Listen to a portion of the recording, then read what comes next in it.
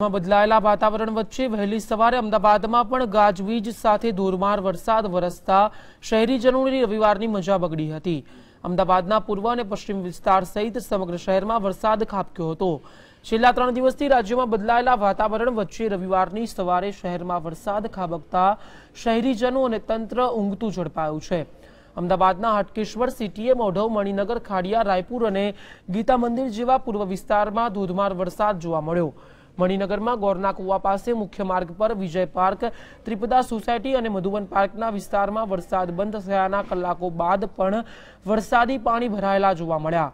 તો વળી હાટકેશ્વર, ભાઈપુરા સહિતના નીચાણવાળા વિસ્તારમાં સોસાયટીમાં પાણી ભરાતા રહીશોને ભારે હાલાકી ભોગવવી પડી અને તંત્ર સામે રોષ પણ જોવા મળ્યો।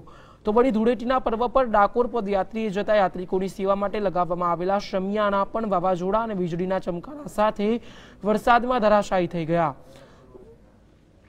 નહેરુનગર, સેટેલાઇટ, નવરંગપુરા, જીવરાજ પાર્ક સહિતના વિસ્તારોમાં પણ વરસાદ ખાબકતા શહેરીજનો પરેશાન બન્યા। તો અમદાવાદમાં પડેલા માવઠાના કારણે ડાકોરની પદયાત્રા કરતા યાત્રિકોને પણ ભારે હાલાકી ભોગવવી પડી છે। રવિવારે સવારે વાવાઝોડા સાથેના વરસાદને કારણે ડાકોર જતા પદયાત્રીઓ માટે બનાવાયેલા શમિયાણા તૂટી ગયા હતા। ઉપરાંત માર્ગ પર પાણી ભરાઈ જવાના કારણે ડાકોર જતા પદયાત્રીઓ મુશ્કેલીમાં મુકાયા હતા।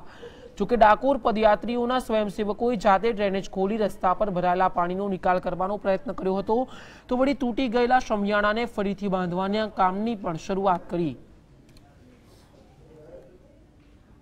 વરસાદને કારણે કે અમારો જે એટલો મોટો કેમ્પ મંડપ બનાવેલો હતો એ વરસાદને કારણે તૂટીને હેઠો પડી ગયો, એટલે અત્યારે અમારે તકલીફ ઊભી થઈ છે રસોડું કરવામાં અને જમણવાર કરવામાં। ડાકોર જઈ રહ્યા છે, અમે હેરાન થઈએ છીએ, રસ્તામાં ચાલતા અમને ફાવતું નથી। વરસાદના ખાડા ખબચિયા બધા ભર્યા રહે છે, એમાં બહુ તકલીફ પડે છે અમને। કોર્પોરેશનના કોઈ પણ માણસો આવેલા નથી, અમારે જાતે બધું ગટરો બટરો બધું સાફ કરવું પડે છે। અમને ઘણી બધી તકલીફો પડી છે। કોર્પોરેશન આજ સવારથી અમે લગભગ 7 વાગ્યાના અહીંયા આવેલા છીએ, પણ કોઈ લોકો જોવા આવતા નથી। આ બધું ગંદકી